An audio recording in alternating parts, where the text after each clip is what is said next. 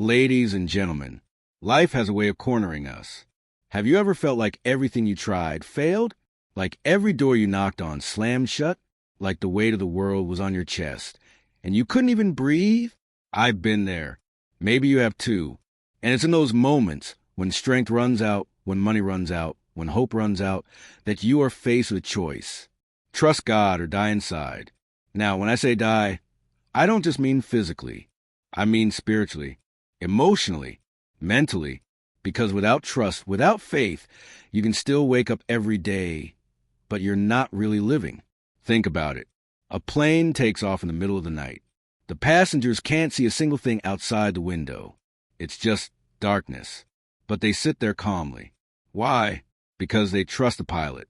Now, let me ask you, if we can trust a human pilot, someone we've never even met, to take us safely across the sky, how much more should we trust a God who created the sky itself?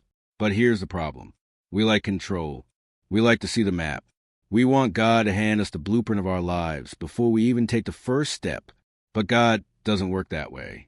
He says, trust me first, then I'll show you. It's like walking across a bridge in the fog. You can't see the whole thing. You only see one step at a time. And if you refuse to step until you see the entire path, you'll never move. So the question is, will you step? Let me tell you a story. A man was hanging from the edge of a cliff. He shouted, God, help me. And God replied, let go. The man screamed back, are you crazy? If I let go, I'll die. But what the man couldn't see was that just a few feet below was solid ground. He was hanging on for dear life, when all he needed to do was trust and release. How many of us are hanging on to fear, to doubt, to toxic relationships, to things that are actually killing us? God is saying, let go, trust me. But the truth? Some of us would rather die holding on than live by letting go. Here's what I've learned. Trusting God doesn't mean life will be easy. It means life will be possible. It doesn't mean the storm will vanish overnight. It means you'll have peace in the middle of it. And sometimes trust is the only thing keeping you alive when everything else is falling apart. Today, you have a choice. You can keep carrying the weight yourself, burning out, stressing out, dying a little every day inside. Or you can hand it over to the one who never fails. Trust God, or die spiritually, emotionally, mentally. Here are some key points related to this. Without trust in God, you may survive physically but die spiritually and emotionally. Real trust means stepping forward without seeing the full plan. Like passengers trust a pilot, we should trust a God who created the skies. Holding on to fear and control keeps us trapped. Letting go brings freedom. Trusting God won't erase challenges, but will give you peace and strength through them. Ultimately, your life will either be guided by trust or consumed by fear. The choice is yours.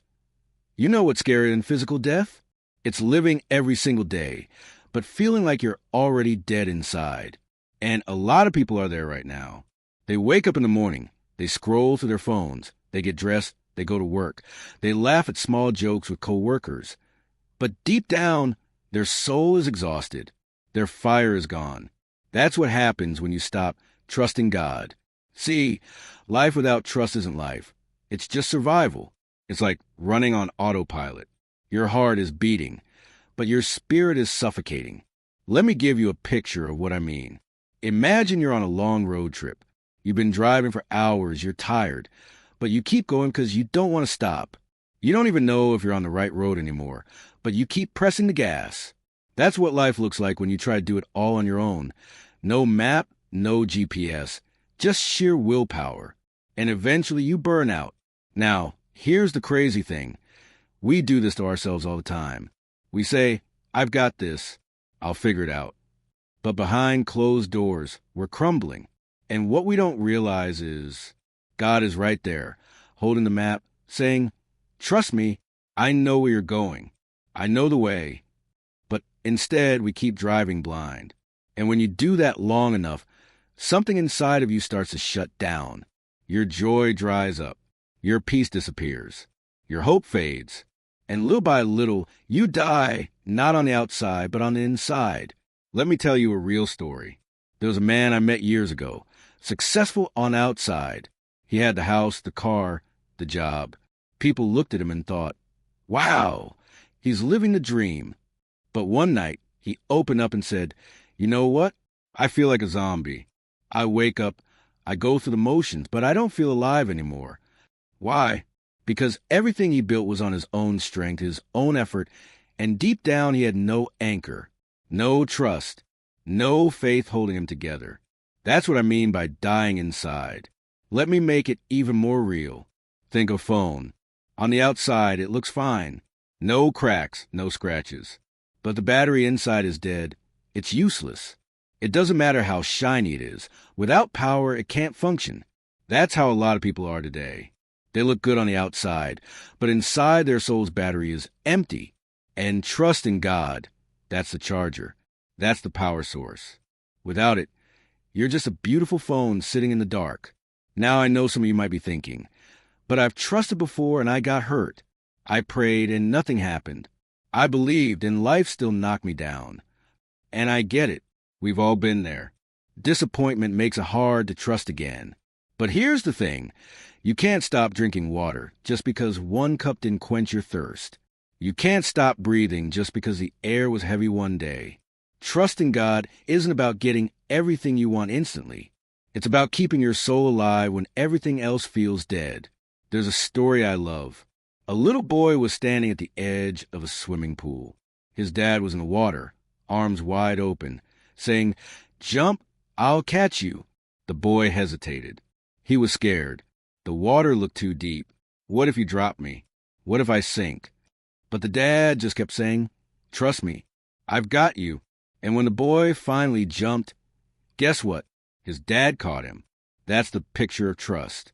Without it, that boy would have spent the whole day stuck on the edge, afraid, paralyzed, missing out on the joy of the leap.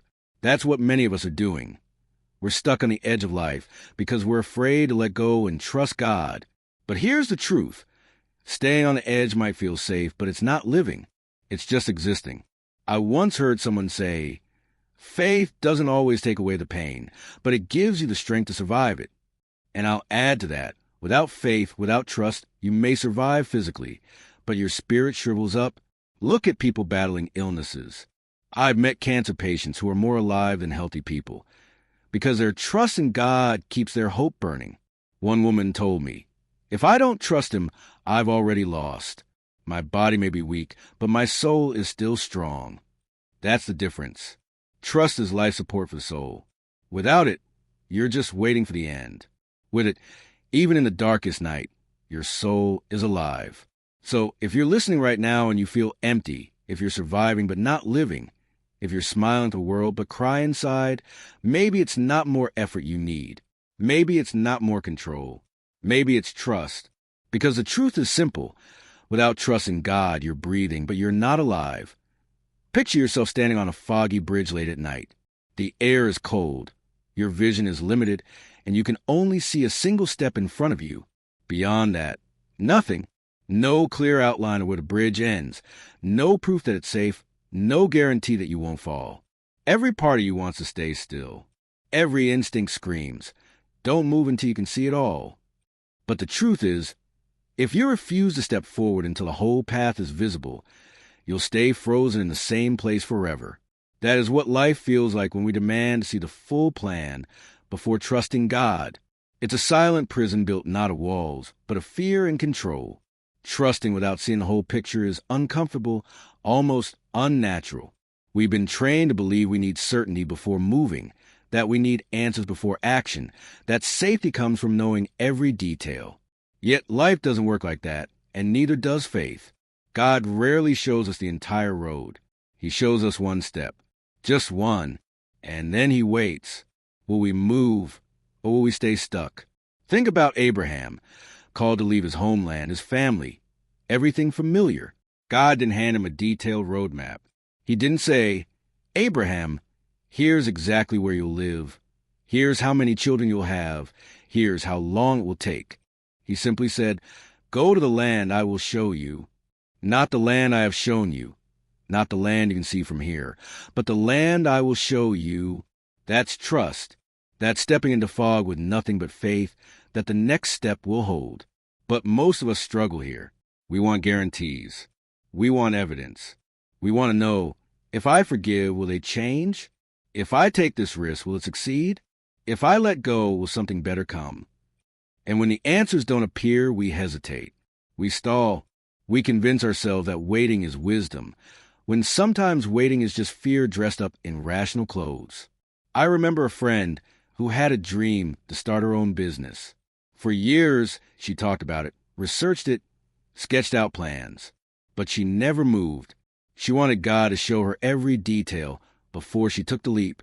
One day she told me, "What if I fail? What if I'm not good enough? What if I lose everything?" And I told her, what if you're missing the very life God has for you because you're waiting to see what only trust can reveal? She eventually stepped out, trembling, unsure, but willing. And today she looks back and says, if I had waited until I saw everything clearly, I'd still be in the same place, dreaming but never living. That's the thing about trust. It requires movement before clarity. Faith is like headlights in the dark. They don't show you the entire highway. They only light up a few feet ahead. But if you keep moving, the road reveals itself. If you demand to see the whole highway before driving, you'll never leave your driveway. Life works the same way. There's a story of a tightrope walker who stretched a rope across Niagara Falls.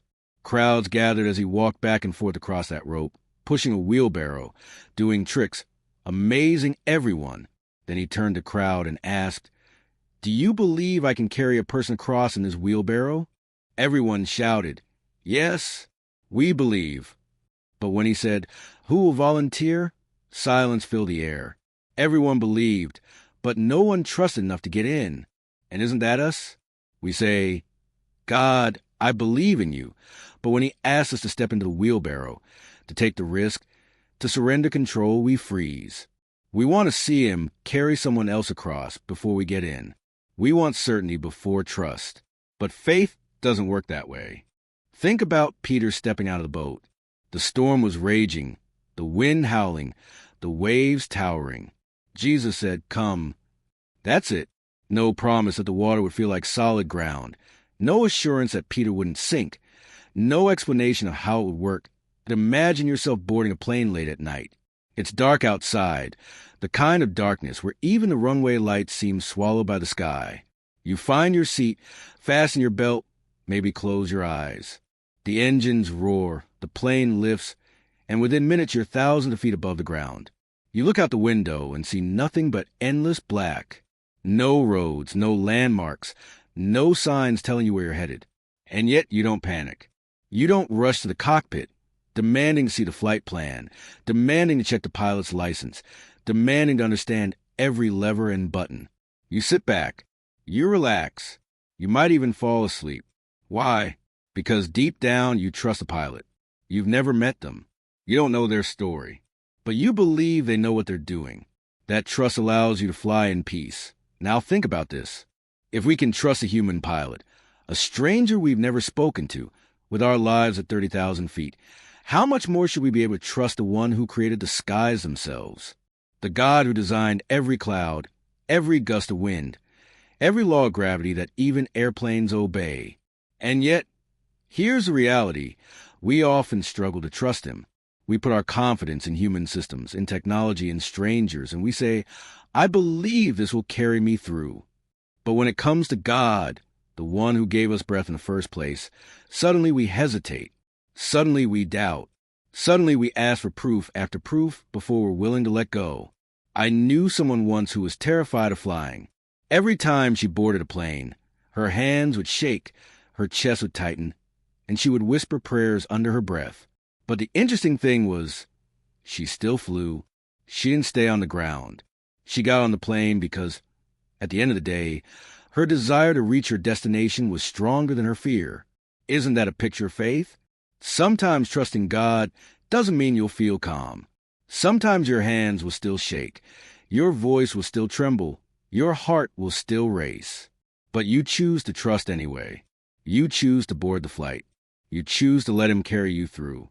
There's something powerful in realizing that trust is not the absence of fear. It's a decision to move forward despite it. That's what happens when you trust a pilot. That's what happens when you trust God. You don't need to know the details. You don't need to see the cockpit. You don't need to control the flight.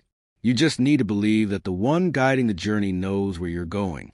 Think about a little child in the back seat of a car. They don't worry about directions. They don't stress over traffic. They don't ask, "Do you know the way?" They sit back, maybe even nap, because they know mom or dad is driving. That's the simplicity God asks of us. He says, "I'm in control. I know the way. Just trust me." But the older we get, the harder that becomes. Life wounds us. Disappointments pile up. We pray for things that don't happen the way we expected. We trust people who let us down. Slowly, without even realizing it, we transfer that disappointment onto God. We say, "If people fail me, maybe God will too." And so, instead of resting in the back seat like a child, we climb into the driver's seat and try to take over. We grip the wheel with white knuckles, try and control every turn, every speed bump, every detour. And the whole time, God is saying, "If you just let go, if you just trust me, I could take you where you need to be." There's a line I once heard that stuck with me. When you can't trace God's hand, trust his heart. That means even when you don't understand what he's doing, even when you can't see his plan, you can trust his character.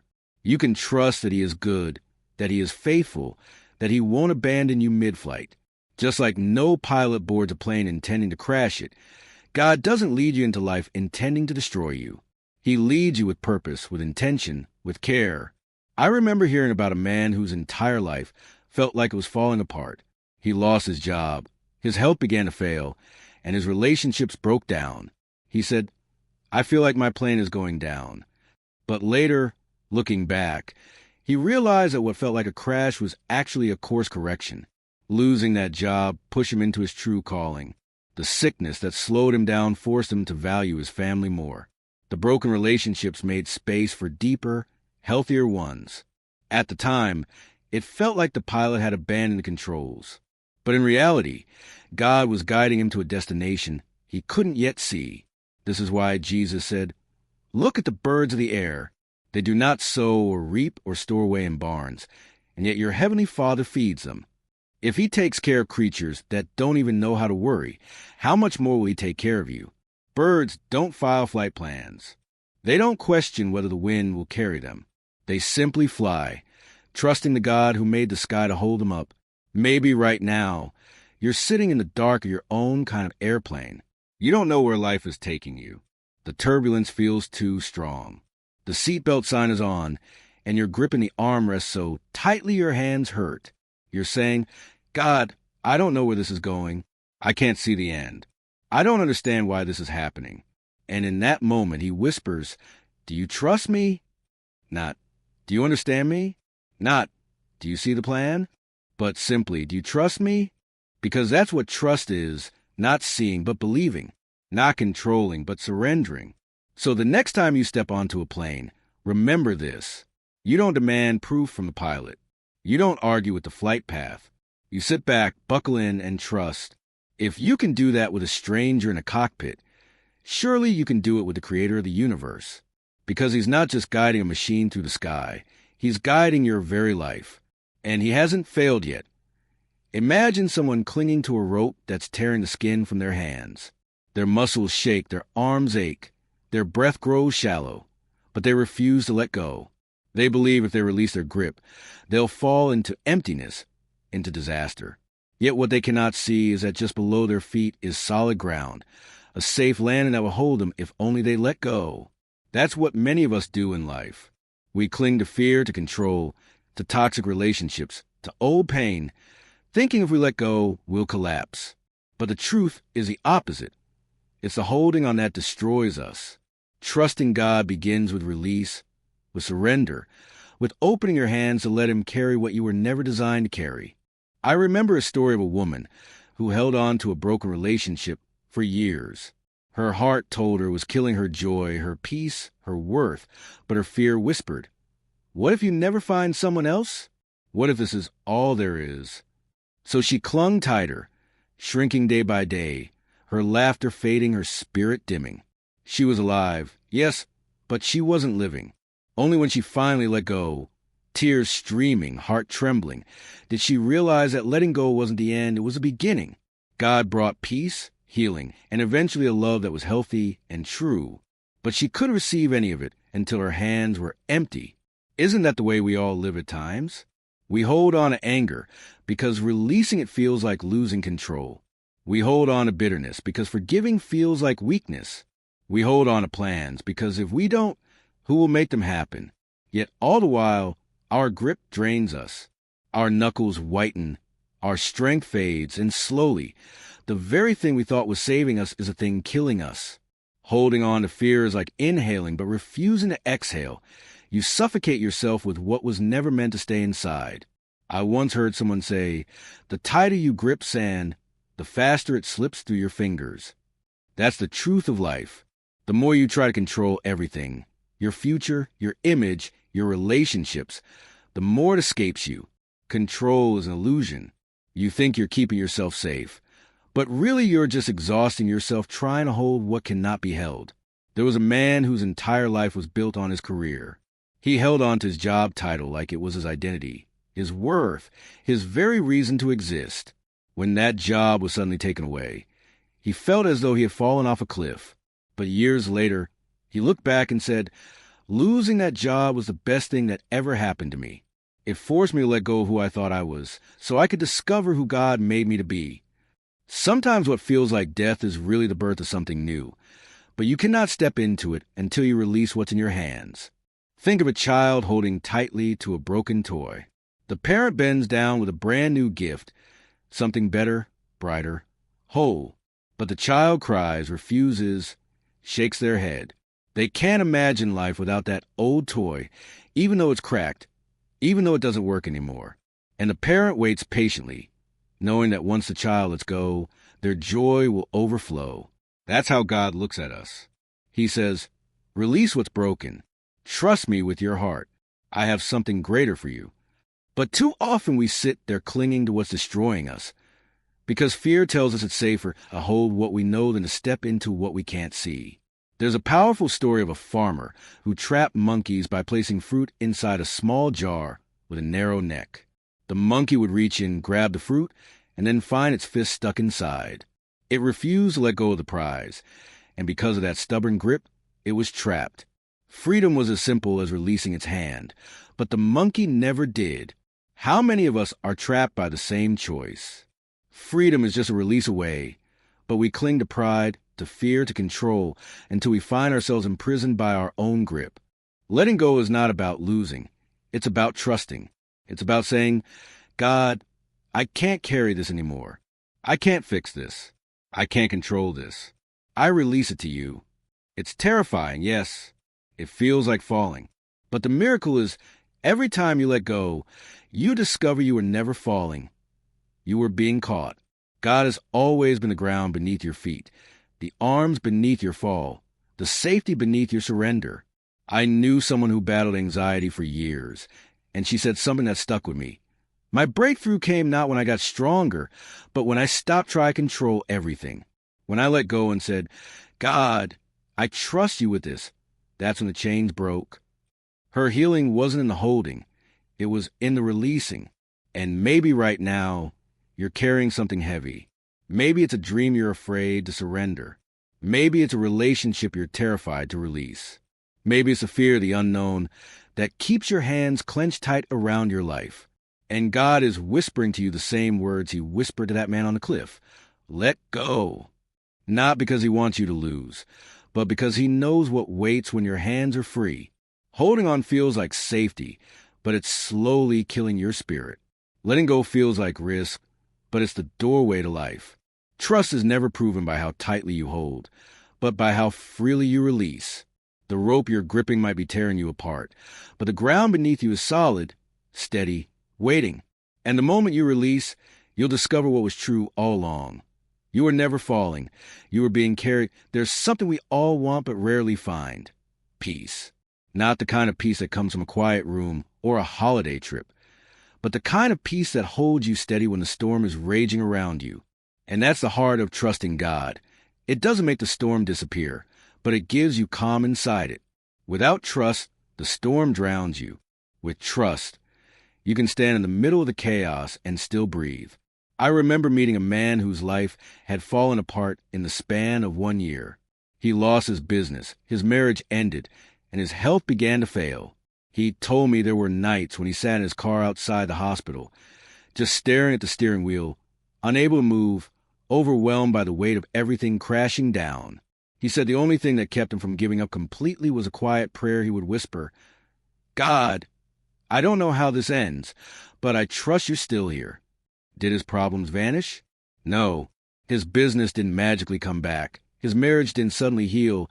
His sickness didn't instantly leave. But he said those words gave him peace. Not peace because everything was fixed, but peace because he wasn't facing alone. That's the paradox of trust. We think trusting God means he'll remove the problems.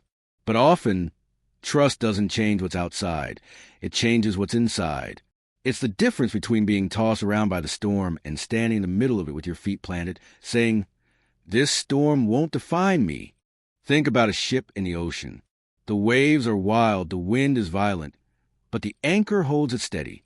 The storm doesn't disappear, but the ship doesn't drift away because something deeper, something unseen, keeps it grounded. Trust in God is that anchor. Without it, the waves of life push you wherever they want. You're overwhelmed by every setback, every disappointment, every heartbreak.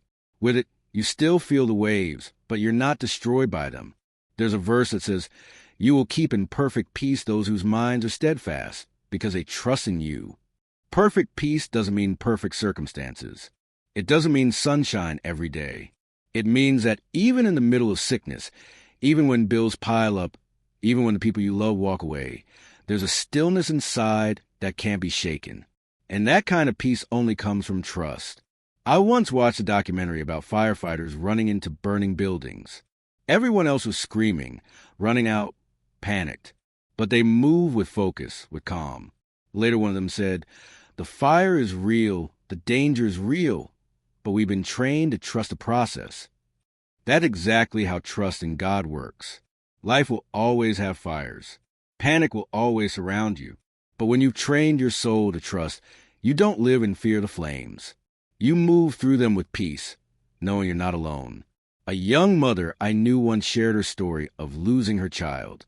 She said the pain was unbearable, like a knife twisting in her chest with every breath. And yet, through her tears, she said, "I don't understand why this happened, but I feel him holding me." That's not the peace the world talks about.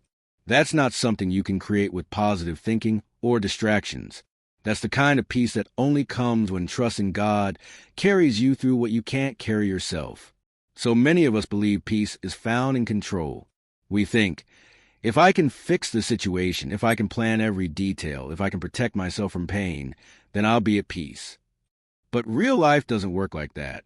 You can plan everything and still be blindsided. You can control every detail and still face heartbreak.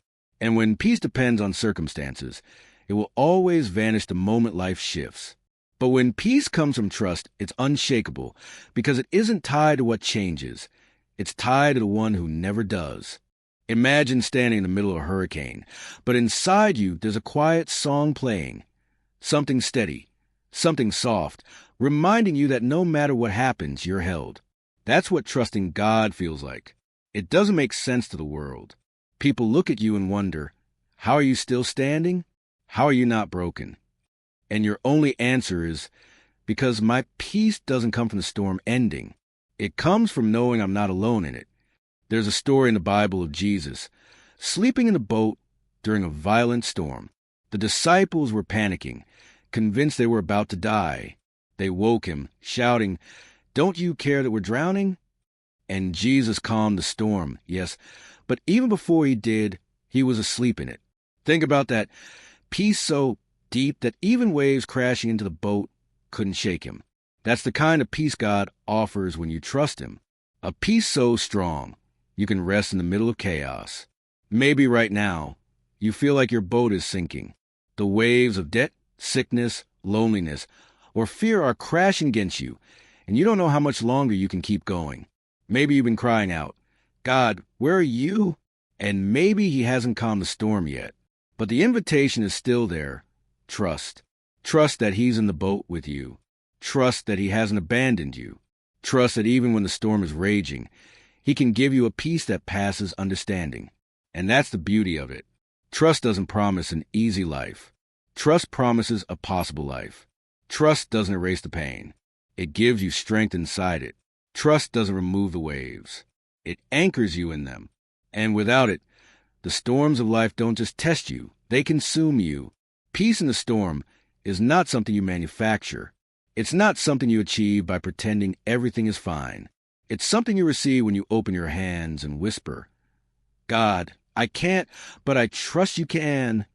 That whisper is enough to calm the war inside, even if the war outside rages on. Because trusting God doesn't mean you'll never face storms. It means that when you do, you'll have peace in the middle of them, a peace the world can't give and the world can't take away. And that peace is what keeps you alive when everything else is falling apart.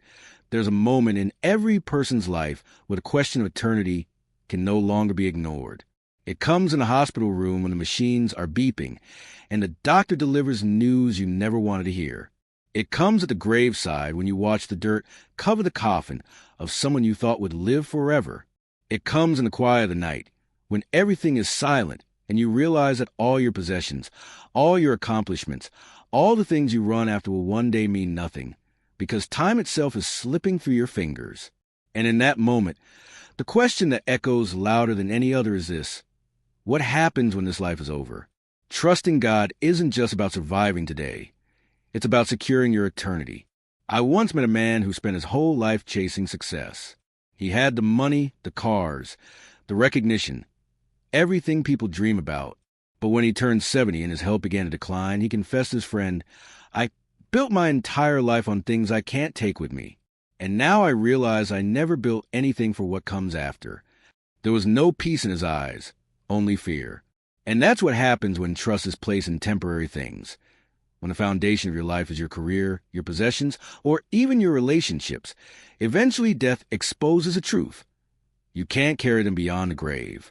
But then there are those who have nothing by the world's standards, and yet their lives shine with a kind of unshakable confidence. I remember hearing the story of a young woman who was diagnosed with terminal cancer at just 28. The doctors gave her months to live. Most people would have fallen apart, consumed by fear and bitterness. But when she spoke, her words carried peace. She said, "I don't know how many days I have left, but I trust the one who holds them. Death is not the end. It's just the beginning." Her eyes didn't reflect despair. They reflected hope. And that hope didn't come from her circumstances. It came from her trust in God. Eternity is a word we don't like to think about, because it forces us to confront the one reality none of us can escape. Yet deep down, every human heart knows this truth. We weren't made just for this world. You can feel it when you stand under a night sky full of stars, when you hear a piece of music that touches your soul, when you hold a newborn baby and sense the mystery of life. Something inside you whispers, "There's more than this." That whisper is eternity written on your heart. And trusting God means you don't ignore that whisper. You follow it. Think about this. If life is just about the 80 or 90 years we spend here, then everything is ultimately meaningless. Why love deeply if it will all be taken away? Why sacrifice? Why endure? Why hope if the end is only emptiness? But if life is a preparation for something greater, if this world is just the first chapter of an eternal story, then every act of faith, every moment of trust, every choice to believe instead of despair takes on eternal weight. It means nothing is wasted. It means your pain, your struggles, your sacrifices, they echo forever. I once heard a preacher say, "You can live your whole life building a sandcastle, but when the tide comes in, it all washes away. Or you can build your life on the rock of God's promises, and not even death can tear it down." That struck me, because so often we spend our lives pouring energy into sandcastles, careers, fame, wealth, approval. And while those things may stand tall for a season, the tide always comes. The tide of time, the tide of mortality, the tide of eternity. And when it comes, only what's built on trust in God will remain. The Bible speaks of two paths, one that leads to life and one that leads to destruction. And the dividing line isn't how good you were, how successful you were, or how much you owned. The dividing line is trust. Did you trust in yourself, or did you trust in Him? Did you cling to temporary things, or did you anchor yourself in the eternal? That's the ultimate question, and it's one every single one of us will face. I think of a story told about two men who died on the same night. One was a wealthy businessman who never thought about God, never considered eternity, convinced that his money and influence would shield him forever. The other was a humble janitor who lived paycheck to paycheck but spent his nights praying, his days helping others, his heart anchored in trust. Both left their bodies behind that night. One faced eternity with fear, the other with peace. One realized too late that he had built everything on sand. The other stepped into forever with confidence because he had built on the rock. Trusting God or refusing to trust Him isn't just about how you live. It's about how you die. And how you die determines how you step into what's next. People often ask, what if trusting God is a waste? What if this life is all there is? But the better question is, what if it's not? What if eternity is real and trusting God is the only thing that prepares you for it? If you live with trust and eternity is real, you gain everything. If you live without trust and eternity is real, you lose everything. C.S. Lewis once said, there are far, far better things ahead than any we leave behind. That's the hope of trust. It's not just a coping mechanism for hard times. It's a lifeline that stretches beyond the grave. When you trust God, you're not gambling with eternity. You're anchoring yourself to the only one who has already conquered death. Jesus didn't just talk about eternal life. He proved it by rising from a grave. And when you place your trust in Him, death no longer has the final word. Fear no longer has the power to enslave you, because eternity is secure. And this changes everything about how you live right now. When you trust God with your eternity, you stop clinging so tightly to temporary things. You stop living in constant fear of loss. You start loving people more freely, giving more generously, forgiving more quickly, because you know this life is not all there is. You're not trying to squeeze every drop of happiness out of this world, because you know a greater joy is coming. You're not panicked when things fall apart, because you know this isn't the end of the story. You can endure, you can persevere, you can hope, because eternity is certain. There's a line in an old hymn that says, when all around my soul gives way, He then is all my hope and stay. That's the heart of trust. This world will give way. Health will give way. Money will give way. Even the strongest relationships will one day give way.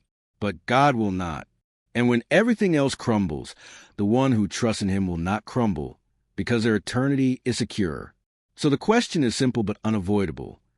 When the tide of your life finally rolls in, what will remain? Will it be a sand castle built on fear, pride, and temporary things? Or will it be a life anchored in trust, one that stretches beyond the grave into forever? Because trusting God isn't just about life and death. It's about what comes after. And eternity is too long to gamble on the wrong foundation. When all is said and done, when the lights go out, and when the final chapter of your story is written, it won't matter how much you earned, how much you owned, or how many people knew your name. What will matter is what you trusted. Did you trust the temporary, or did you trust the eternal? Did you cling to things that crumble, or did you anchor yourself to the one who never fails? Every breath you take is a reminder that time is slipping by. Every sunrise is one less you will see. Eternity is not a distant thought. It is a heartbeat away. And in that heartbeat, the decision you make today echoes forever. So I urge you with all the urgency I can give. Don't wait. Don't postpone trust. Don't gamble with your forever. Choose now. Trust now. Believe now. Because tomorrow is not promised, but eternity is certain. Trust in God when it hurts. Trust in God when it's uncertain. Trust in God when you can't see the way forward. Trust in God when everything else falls apart. Trust in God because He is the only one who will never let you down. This is your moment. This is your choice. And when the tide comes in, when everything else is swept away, let your life stand firm on a rock that no storm, no fear, no death can shake. Because in the end, it's not how long you lived. It's what foundation you lived on. And the only foundation that lasts forever is trusting God. Let me leave you with this. The most powerful people you've ever heard of, leaders, visionaries, survivors, they weren't strong because they had it all figured out. They were strong because they trusted. And you can too. So will you? Will you trust God or die trying to control life on your own? The choice is yours. Your support means everything. If this resonated with you, please like, share, and subscribe. Thank you.